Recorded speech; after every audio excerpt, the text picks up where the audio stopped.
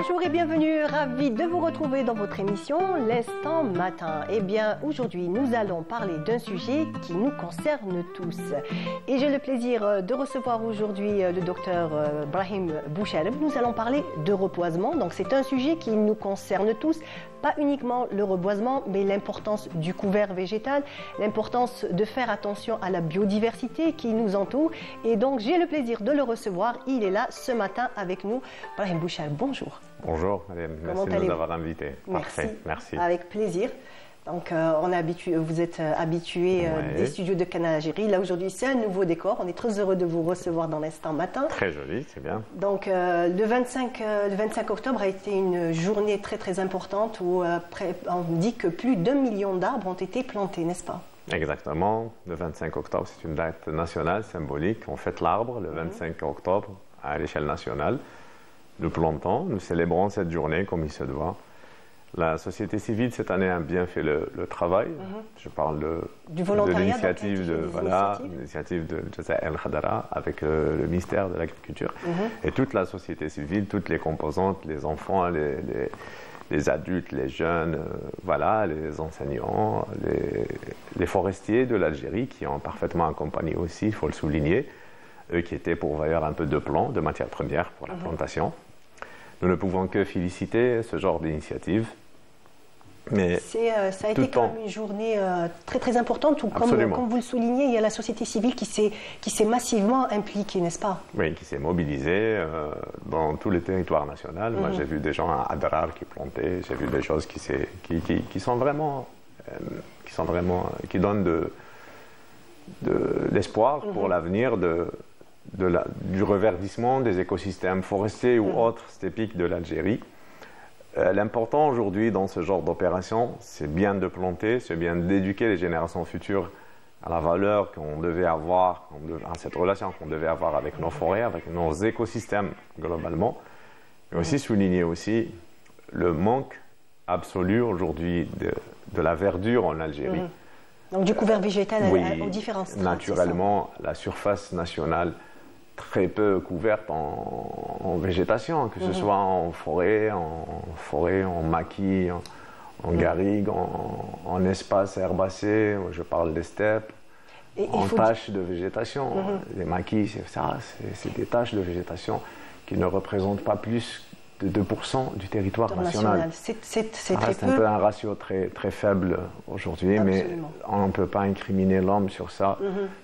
C'est les 85% du désert algérien, c'est un peu les impacts aujourd'hui, que ce soit naturel. Voilà, il y a le réchauffement climatique aussi qui joue en notre défaveur et de toute façon, toute l'humanité, la planète entière souffre aujourd'hui donc des feux de forêt, des incendies. Voilà, donc, tout à fait. Nous sommes un pays qui se situe au carrefour un peu des changements climatiques. Si on est regardant sur les rapports un peu du GIEC, le groupe intergouvernemental des experts au climat, des dernières années, il y a celui de 2021, 2022 et 2023, deux en 2022 et un dernier de synthèse en 2023. L'Algérie se situe vraiment au carrefour des régions qui sont touchées, qui sont et qui seront les plus impactées par les impacts négatifs du changement climatique. Le GIEC souligne un peu que l'Afrique serait le continent le plus touché nous faisons partie de l'Afrique. La région du MENA, le Middle East et North Africa, c'est aussi une région qui serait aussi très impactée. Nous faisons partie de cette partie de MENA. Le bassin méditerranéen aussi est une région où on risque d'avoir 16 à 20% de moins de pluviométrie annuelle et nous sommes aussi un pays méditerranéen. C'est pour ça que l'Algérie vraiment c'est un pays qui a déjà les conséquences, qui ressent les conséquences du changement climatique. Nous sommes au mois de novembre, vous voyez à peine nous avons une pluviosité qui démarre très timidement, aussi bien à Alger que dans la suite du territoire national. Donc, entre autres, est-ce que aussi la régénération spontanée, on va dire, continue est là, étant donné que vous êtes chercheur, moi je dis vous êtes enseignant-chercheur, mais vous avez plusieurs casquettes, donc vous êtes sur plusieurs terrains aussi, n'est-ce pas? Absolument. Ce qui est de la régénération naturelle aujourd'hui, si nous sommes arrivés à ce couvert végétal un peu qui peine à se maintenir aujourd'hui, qui est sujet à toute la dégradation, les défrichements, les incendies de forêt aussi, C'est parce qu'il y a des espèces qui peinent à se régénérer naturellement. C'est-à-dire nous devons aujourd'hui assister une grande majorité d'espèces par la collecte de la semence in situ et voilà, faire les germinations ex situ, remettre encore les plants quand ils germent dans la nature avec les suivis, avec une nurserie, si j'ose dire un peu, pour pouvoir accompagner ce plant jusqu'à ce qu'il puisse un peu monter convenablement et s'adapter parfaitement aux conditions édaphiques qu'il a sous le pied. Ça, ce n'est qu'une cause de faiblesse de ce couvert végétal. On a parlé des changements climatiques, on a parlé des épisodes de sécheresse. Aujourd'hui, on doit aussi parler des risques climatiques, des catastrophes un peu climatiques que les organismes internationaux soulignent fortement. Aujourd'hui, des inondations ne peuvent pas faire du bien aux écosystèmes naturels. Elles vont éroder davantage les sols. Elles vont aussi dégrader la surface agricole utile qui est le garde-manger des populations rurales un peu les plus exposées au changement climatique aussi, les plus vulnérables et les plus exposés en moyens de production. Le bétail aussi, donc les populations. Le bétail, absolument. Aujourd'hui, si nous avons des régressions de nos stocks un peu, de notre patrimoine un peu animalier, que ce soit ovin, caprin ou bovin, c'est en partie aussi à cause de la disparition de ce couvert végétal dans les régions où il devait être d'une steppe aujourd'hui qui galère de la désertification. En plus, faudrait restaurer. Ce sont des races endémiques à l'Algérie. Absolument. Des races comme le Hamara, des races comme le Djillel, ce sont des races. Après, même les populations hybrides entre les deux, ce sont des populations qui, au fil des années, ont acquis un peu... adaptées, acclimatées. Malheureusement, aujourd'hui, très peu d'animaux pâturent dans les pâturages, parce qu'il y en a presque plus des pâturages palatables et qui peuvent offrir une offre fourragère suffisamment intéressante pour que le pâturage reprenne ou le pastoralisme reprenne.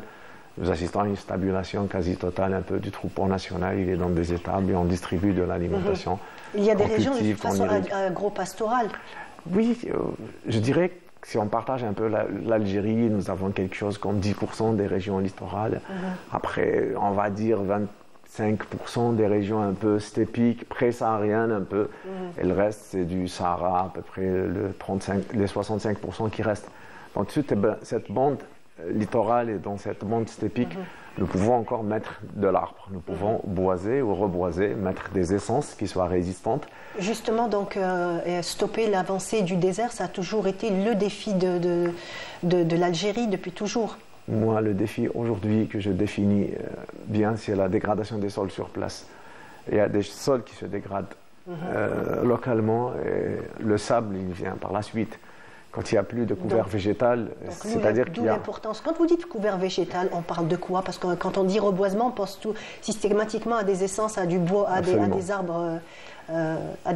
Voilà. Alors que normalement, non. Oui. Je crois qu'au fil des années, la réflexion nationale a commencé un peu à changer, à ne pas considérer seulement que le boisement, ça veut dire les essences à bois, les arbres qui produisent de bois, mais aussi de mettre en place des arbustes, mettre en place des herbacées, des plantes basses un peu, les différentes strates, une stratification de plantation, histoire de reconstruire un peu la nature, histoire de mimer la nature telle qu'elle existait auparavant. C'est-à-dire Et comment ça se ferait pratiquement? Ça se ferait comment donc ça se fait facilement, contrairement à ce qu'on peut penser. Parce que reboiser, c'est simple, on sait très bien, on ramène des sujets qu'on met en place, mais en fait pas que ça ne suffit pas. Pas que ça. Il y a des recettes aujourd'hui qui sont tout à fait prêtes. On peut mettre tel arbre avec tel arbuste. L'arbre, il fait de l'ombre, l'arbuste, il fait un fourrage.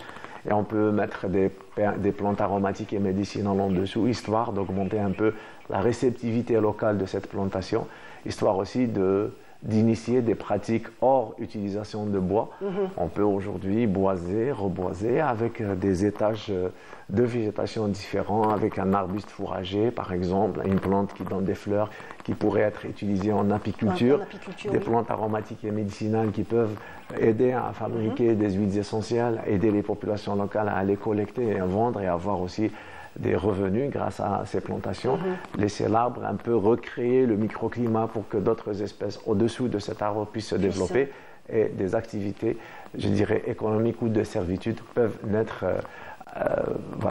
directement de cet aspect nouvelle vision. Voilà. Alors, vous nous avez ramené des images, donc ce sont vos propres photos. On va le voir avec les téléspectateurs et on va vous laisser nous les commenter et nous parler un petit peu de ces images. Oui, c'est en général ça. Je crois que c'est à la forêt de Baïnem. Voilà. C'est des sentiers, on fait souvent avec des étudiants ou moi-même lors des différentes sorties pédagogiques, des sorties de terrain pour les initier à la flore, pour leur montrer un peu l'étagement de végétation dont je vous ai cité. Ça, c'est particulièrement édifiant de ce que nous venons de dire. C'est-à-dire, dans la nature, nous n'avons pas uniquement des arbres. Oui. Nous avons une complexité de végétaux qui vont s'installer mutuellement. L'une apprécie l'autre, l'une tire profit de l'autre. Et ainsi permettre... Donc des herbacées. Voilà, dans des herbacées, des herbes, il y a même buissons, des mousses, des lichens, il y a des micro-organismes aussi, des bryophytes, des algues qui vont naître et qui ont parfaitement leur rôle dans cette chaîne alimentaire que nous n'arrivons pas encore dans ces liens environnementaux, liens écologiques entre les espèces. Vous savez qu'il y a beaucoup de recherches aujourd'hui qui se développent entre les liens entre les espèces. Et aujourd'hui, si nous voulons maintenir en place des plantes et de la verdure, de la végétation, il faut tenir compte que les espèces ont des liens d'existence entre elles et qu'elles échangent entre elles aussi des flux d'énergie, on appelle ça souvent de l'écologie. Aujourd'hui, il y a plusieurs écologies. Il y a une écologie descriptive, quand on décrit. Il y a une écologie évolutive qu'on étudie à travers le temps. Il y a aussi une écologie fonctionnelle. Comment fonctionne l'écosystème ensemble. Justement, il y a énormément d'études qui ont été faites, mais entre autres aussi au Canada, où les arbres, on dit nous parlent, mais en fait, cette espèce de contact, il y a même des documentaires qui ont été faits, c'est extraordinaire. Donc, mais c'est ça, il y a des exemples sur ça. Moi, j'étais passionné par ça à un moment donné de ma vie. J'ai beaucoup regardé sur les plantes qui communiquent entre elles. Oui. Il y a beaucoup d'études qui ont révélé que, par exemple, s'il y a un ravageur dans l'endroit X, la plante commence à produire un peu des tanins, par exemple, des molécules pour se défendre. D'autres espèces, d'autres individus de la même espèce, à 20 km, ils vont aussi se mettre à produire le même tanin. Et là, il y a d'autres études qui sont plus poussées sur ça, sur les mycéliums qui existent, sur tous ces champignons un peu. Vous savez, il y a des colonies de mycélium dans les sols, et les sous-sols et qui se connectent. C'est le réseau Internet un peu des racines des plantes. C'est ce qui communique les plantes entre elles. Je ne suis pas suffisamment informé sur ces sujets. Je vous dis, je suis novice sur ça. Il m'arrive de lire sur ça et de voir des choses très sérieuses, des communications très sérieuses à propos de ce sujet. Je pense que les plantes communiquent réellement entre elles. Ça, c'est presque une certitude aujourd'hui. Très bien. Alors, on va juste voir le jingle et on revient juste avec après. plaisir. C'est Bouchel.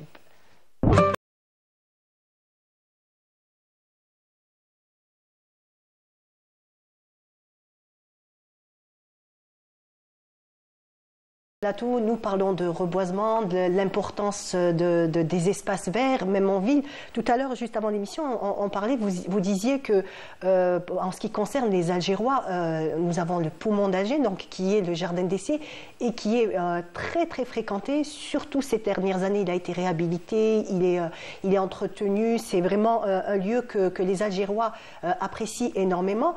Vous m'avez fait une belle comparaison. Puis vous m'avez posé la question, vous avez dit oui. Vous m'avez dit, est-ce que vous partez plus souvent à Baïnem qu'au jardin d'essai? Effectivement, on part plus souvent au jardin d'essai qu'à Baïnem. Donc, c'est dire l'importance de créer des espaces verts au niveau des villes, n'est-ce pas? Absolument. Aujourd'hui, toutes les orientations, toutes les directives aujourd'hui citoyennes d'aménagement de territoire, de rapport entre la qualité de la vie, soulignent un peu l'importance de ramener l'arbre à la ville.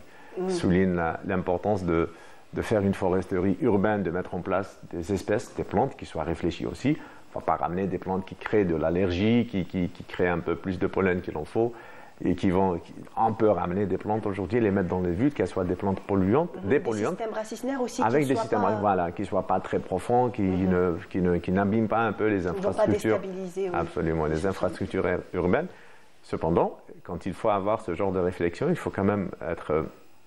On a juste cité en aparté l'exemple un peu de ramener un espace vert qui soit joli, qui est accueillant. Le poumon d'Alger, c'est le jardin d'essai. Je veux dire, est-ce que vous partez souvent au jardin d'essai ou les deux forêts d'Alger, un peu Bouchaoui et Baïnem? Oui, nous avons quand même bien servi à Alger. Nous avons quand même des espaces verts qui sont intéressants. et qui peuvent un peu nous apporter un peu ce baume de nature, cet équilibre un peu de verdure que nous cherchons toujours, cette villégiature, cet esprit un peu qu'on recherche naturellement. Et nous savons tous que nous partons souvent au jardin d'essai par rapport à... C'est un lieu aménagé. Le fait d'avoir ces espaces verts, ça soulage les forêts de la pression anthropique. Alger est une ville qui est très peuplée, donc du coup, si nous n'avions pas ces espaces verts un peu répartis partout, ça et là, à Alger, nous aurions créé de la pression sur les forêts un peu qui restent chez nous, les reliques de forêts qui restent encore à Alger.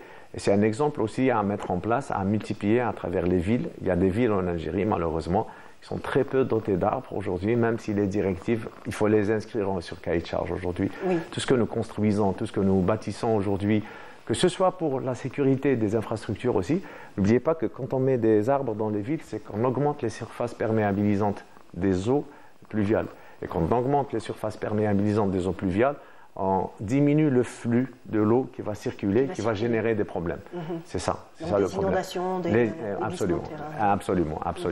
Aujourd'hui, il faut réfléchir à mettre des arbres aussi dans les nouvelles constructions, que ce soit toutes les formes. Il faut dire que c'est un petit biotope, il faut dire qu'un arbre, c'est un biotope.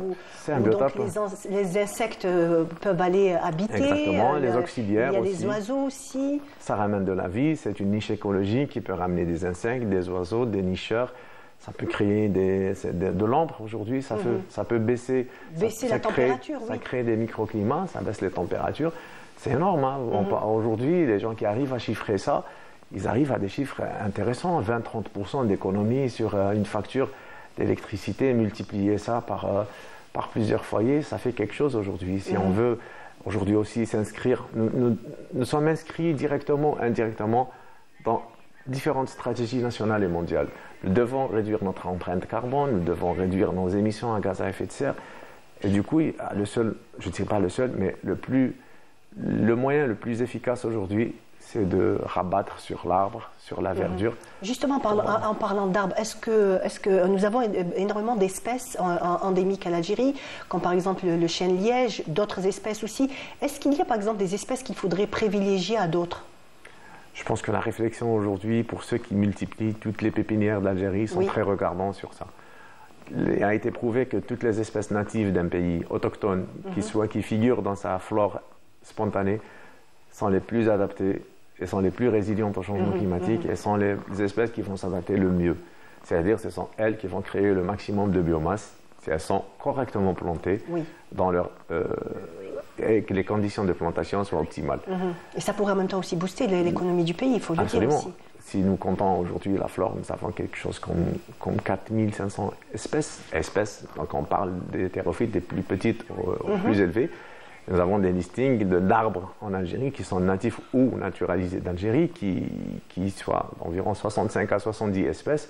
Sur ces espèces-là, plusieurs espèces natives d'Algérie, je ne parle pas de l'endémisme, c'est un endémique, c'est autre chose. C'est strictement inféodé à une région ou à un pays.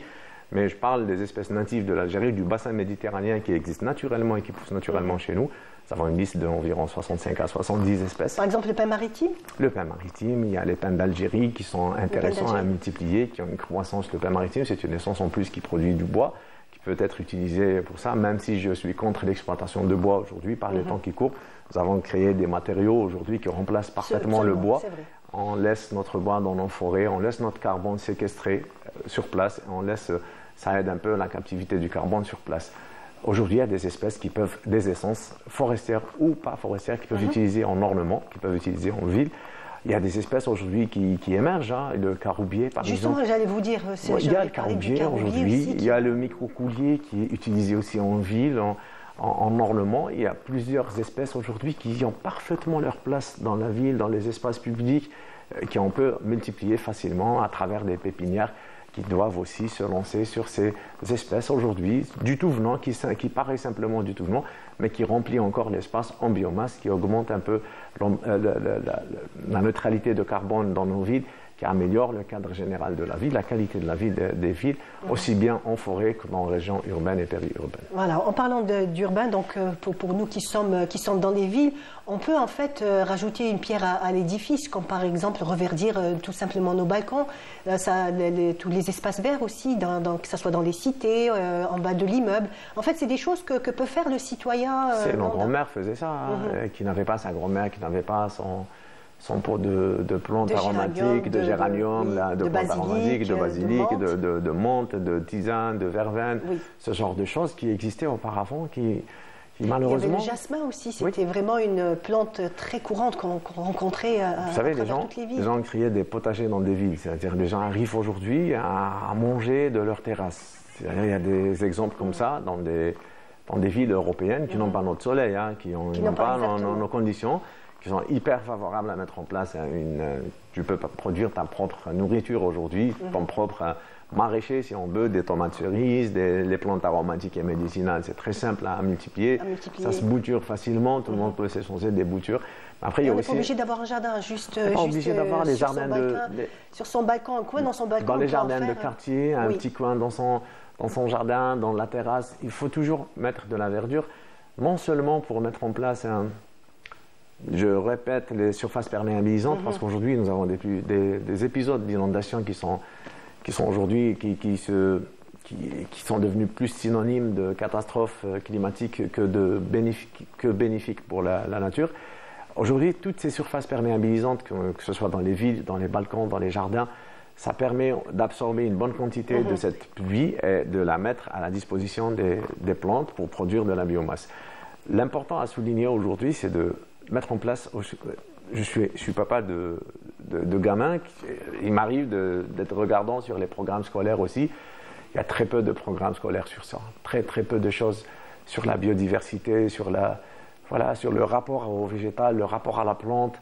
Il faudrait vraiment commencer à initier, mais en fait vraiment leur faire prendre conscience aux plus jeunes. Si vous voulez aujourd'hui avoir une génération verte, entre guillemets, que ce soit en économie verte, en économie circulaire, il faut faire du vert dans la première année scolaire, il faut ne faire que ça. Il y a des sorties, donc... je ne pense pas que c'est suffisant. C'est clair, c'est pas suffisant, mais en fait, comme on dit déjà, la démarche est là. Il faudrait peut-être encore plus d'efforts, essayer de toucher déjà toutes les écoles et surtout tous les paliers scolaires aussi. Et peut-être les tout petits, parce qu'il faut dire qu'il faut commencer par la toute petite enfance. Quand on réussit un petit peu à leur apprendre déjà quelques noms de plantes, quelques noms de fleurs, en fait, j'imagine qu'ils grandiront en ayant un peu plus conscience aussi quand même du danger que guette l'humanité aujourd'hui. Absolument. Le rapport à la nature aujourd'hui est un rapport obligatoire. Ce n'est plus un choix. Au vu des défis majeurs qui attendent le pays et les régions un peu sous-développées. Nous sommes confrontés à une vague de changement climatique, à la désertification. Devons être très regardants sur la génération qui va suivre, qui va prendre en charge ce que nous plantons aujourd'hui, qui va prendre en charge nos écosystèmes. Ça ne passe pas par... ça doit passer forcément par l'incorporation de ces disciplines dans les programmes d'enseignement. Moi, je suis favorable à ce que ça figure dans les enseignements, notamment en première année de primaire, deuxième année, troisième année de primaire, jusqu'à ce que l'élève ou l'enfant soit suffisamment conscient de son rôle dans son rapport avec la nature, que ce soit en plantation d'arbres, en recyclage de déchets, en consommation aussi. Il faut dire que toutes les écoles ont généralement toujours un petit jardin qui peut être maintenant exploité aujourd'hui. Donc faire carrément un petit potager, que ce soit les enfants qui le fassent. Ouais, ça serait génial si on arrive à avoir des potagers partout dans nos écoles. Mais moi, je reste un fervent convaincu que l'éducation environnementale aujourd'hui, elle doit passer par de la pratique et par un renforcement de capacité dans les niveaux primaires, dans les paliers les plus bas des enfants, jusqu'à les accompagner. Après, il y a des parents qui font le choix d'élever leurs enfants très très proches à la nature. De la nature, oui. C'est des choix aussi à saluer. Mais moi, aujourd'hui, si on veut l'acceptabilité du reverdissement de la plantation aujourd'hui, elle a du mal à passer. On a des exemples. Il faut que ça redevienne dans notre manière de vivre. Ça s'inscrit dans l'ADN des enfants. C'est ça. petit à Comme vous petit. l'avez dit tout à l'heure, vous disiez que nos grands-mères avaient toujours donc des plantes, même si c'était des petits appartements ou des petits espaces.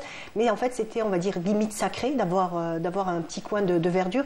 Et en même temps aussi, c'est aux familles, hein, c'est à la cellule familiale aussi. Il y a effectivement l'école, donc qui doit faire l'initiation, mais il y a aussi donc le suivi des familles, des parents aussi. Les parents et aussi la société civile aussi qui doit accompagner davantage, notamment pas seulement dans les jours de célébration. Absolument, il faut que ça soit à la longueur de l'année. Voilà, sensibiliser aujourd'hui, c'est sec, pourquoi c'est sec, on explique un peu aux enfants d'où ça vient, si demain nous plantons, nous aurons, parce que c'est les plantes, c'est les nuages de pluie, c'est ce qui attire, c'est l'aimant un peu, la verdure, c'est l'aimant de la pluviométrie, la pluviosité, on doit expliquer ça d'une manière très pédagogique.